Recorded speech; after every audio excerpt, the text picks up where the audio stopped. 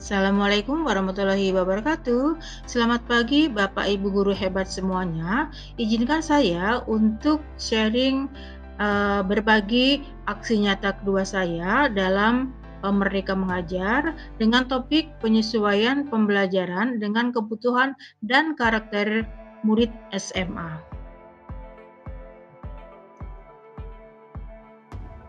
Nah, bagaimana tahapan pembuatan aksi nyata tersebut? Langkah pertama adalah setelah Bapak Ibu sudah menyelesaikan semua modul, dalam hal ini ada 3 modul dalam judul atau dalam topik penyesuaian pembelajaran dengan kebutuhan dan karakteristik murid SMP SMA. Setelah selesai semua modul, nanti akan terchecklist hijau dan Bapak Ibu sudah menyelesaikan uji kompetensi. Kemudian ada pilihan 4 aksi nyata yang Bapak Ibu harus pilih. Yang pertama adalah melakukan salah satu jenis diferensiasi konten, produk atau proses, kemudian modifikasi modul ajar, membuat lingkungan fisik kayak teks di kelas, dan membuat lingkungan fisik kayak teks di satuan pendidikan. Yang saya pilih adalah yang pertama,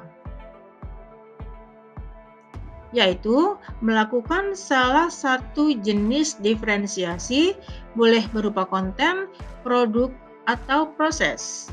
Nah, dalam hal ini adalah saya memilih dengan diferensiasi produk yang mengaitkan dengan gaya belajar siswa. Baiklah Bapak Ibu semuanya, sebelum saya memberikan ulasan tentang produk atau diferensiasi produk tersebut, marilah kita menyimak kembali apa sih yang terdapat dalam modul tersebut. Yang tadi sudah disampaikan bahwa ada 3 modul dalam pembelajaran ini. Modul yang pertama adalah memahami murid.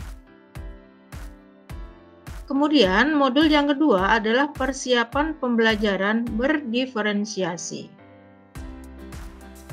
Dan yang terakhir adalah penguatan literasi SMP dan SMA. Baik Bapak Ibu semuanya, kita simak sebentar, kita simak lagi atau kita mengingat kembali apa sih materi-materi yang terdapat di dalam modul 1, 2, dan 3 tersebut. Di dalam modul yang pertama, yaitu memahami murid, ada beberapa subtopik yang kita bahas. Yang pertama adalah pemetaan murid. Murid adalah individu yang unik.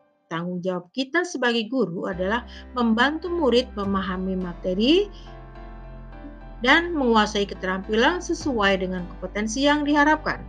Dan guru diharapkan memahami materi bahwa setiap murid memiliki pengetahuan awal dan keterampilan yang dipengaruhi oleh keluarga dan lingkungannya. Nah, sebagai pendidik dan pembelajar, kita mengetahui bahwa tiap murid itu unik dan memiliki kebutuhan yang berbeda. Oleh karena itu, pembelajaran perlu disesuaikan dengan karakter dan kebutuhan murid yang beragam. Kemudian dalam subtema yang kedua yaitu identifikasi kebutuhan murid. Untuk mengidentifikasi kebutuhan murid, kita harus memahami 4 area kebutuhan belajar murid, yaitu kognitif, sosial, afektif, dan psikomotor. Untuk mengidentifikasi kemampuan membaca awal, ditentukan oleh aktivitas pra membaca di usia dini yang melibatkan pendengaran, penglihatan, peradaban, penciuman, dan pengecapan. Subtema yang ketiga adalah menyelaraskan kebutuhan murid dengan tujuan pembelajaran SMA. Sebagai tujuan pembelajaran merupakan capaian peserta didik yang sudah ditetapkan di tingkat satuan pendidikan dan akan dicapai di akhir unit, materi, atau modul ajar.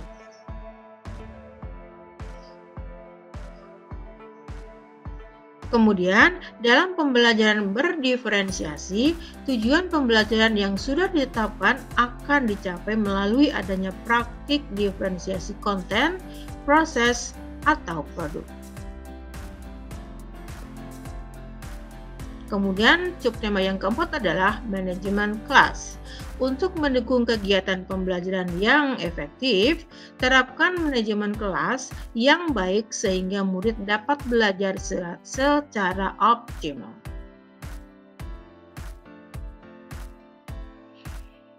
Melanjutkan modul yang kedua tentang persiapan pembelajaran berdiferensiasi. Subtema yang pertama adalah memodifikasi modul ajar 1 dan 2 sesuai prinsip pembelajaran berdiferensiasi. Baik, dalam materi ini berisi tentang bagaimana kita sebagai guru dapat memodifikasi modul ajar.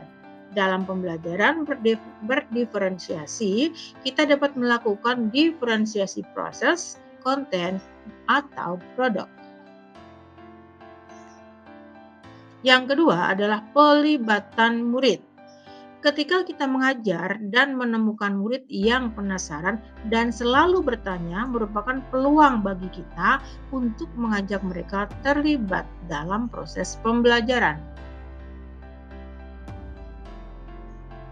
Mengapa mereka harus terlibat? Pertama, perlu kita sadari bahwa guru hanya sebagai fasilitator di kelas. Jika kita ingin membuat pembelajaran yang berpusat kepada murid, maka libatkanlah mereka dalam prosesnya.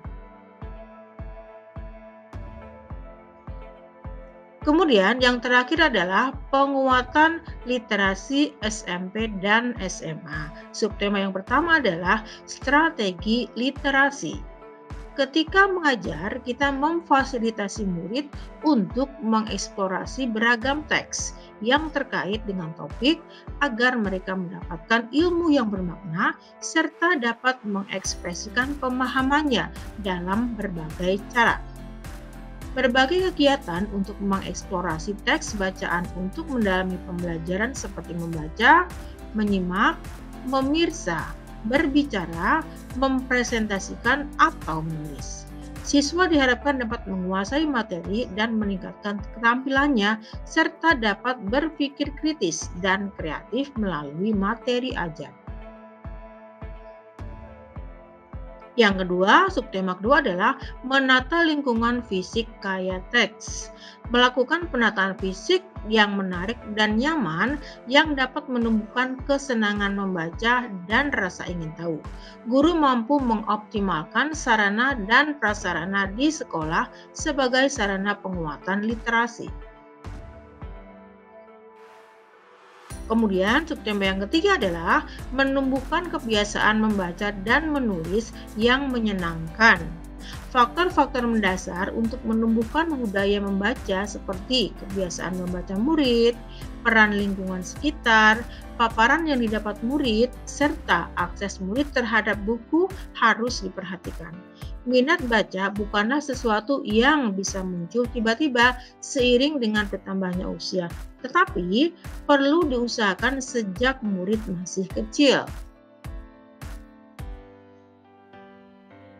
Dan yang keempat, subtema keempat adalah mengembangkan kecakapan berpikir. Untuk strategi mengembangkan kecakapan berpikir murid SMA bertujuan agar kita dapat merancang pembelajaran yang dapat mengembangkan kecakapan berpikir murid melalui membaca. Baik Bapak Ibu semuanya, sesuai dengan yang tadi saya utarakan di depan bahwa saya memilih membuat aksi nyata ini dengan yang pertama atau melakukan salah satu jenis diferensiasi konten atau produk yang berhubungan dengan gaya belajar siswa. Setelah saya berikan list kepada siswa, ada beberapa siswa yang memilih gaya belajar visual, auditory, dan kinestetik. Tapi sebelumnya kita simak dulu apa yang disebut dengan belajar siswa atau gaya belajar siswa. Ada 3 jenis gaya belajar siswa. Yang pertama adalah visual, gaya belajar yang lebih banyak memanfaatkan penglihatan. Yang kedua adalah gaya belajar auditory, yang itu gaya belajar yang mengandalkan pendengaran untuk dapat memahami dan mengingat informasi dari guru. Dan yang terakhir adalah kinestetik atau gaya belajar yang lebih mudah menyerap informasi dengan bergerak. Kemudian setelah saya simak dan saya berikan informasi kepada siswa, ada beberapa gaya belajar siswa yang dipilih. Yang pertama adalah gaya belajar visual. Jadi ada beberapa siswa yang terbanyaknya adalah gaya belajar visual. Yang kedua adalah ada gaya belajar auditory. Kemudian yang terakhir adalah kinestetik. Kinestetik ini hanya satu orang yang memilih atau yang sesuai dengan karakter anak-anak di kelas. Kemudian, langkah pertama yang saya menerapkan pembelajaran berdiferensiasi di kelas adalah guru menyampaikan pembelajaran dengan menggunakan metode GBA atau Genre Based Approach. Kemudian setelah menjelaskan materi dan terakhir, siswa mengerjakan tugas sesuai dengan gaya belajarnya. Nah, ini adalah hasil belajar siswa. Ada beberapa siswa memberikan tugas dengan cara mempresentasikan hasilnya di depan kelas. Kemudian ada juga gaya belajar siswa yang hanya memberikan tugasnya secara tertulis. Ini yang kedua. Kemudian ini juga hasil belajar siswa dengan yang tertulis seperti yang sebelumnya. Baik Bapak Ibu, mungkin itu saja yang bisa saya sampaikan dan saya sharing ke Bapak Ibu. Mudah-mudahan bermanfaat. Assalamualaikum warahmatullahi wabarakatuh.